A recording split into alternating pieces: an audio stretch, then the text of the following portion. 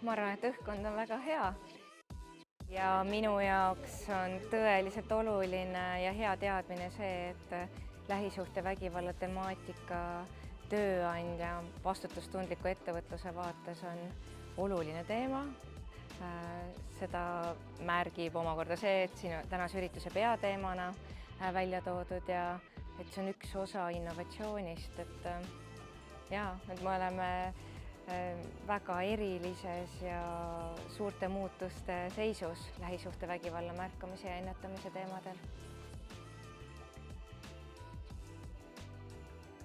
Minu jaoks täna siin on kõige olulisem vist olnud see, et tuua välja see uskumine, et kui keegi võtab selle julguse ja räägib enda kogemusest või enda intsidendist, siis uskuda seda ning toetada seda inimest.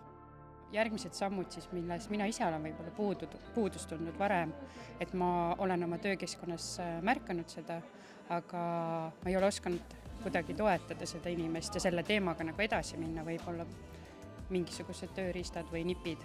Et see on nagu väga oluline, sest et ka oma lähituttavate konnas me märkame seda, aga me ei oska tegutseda.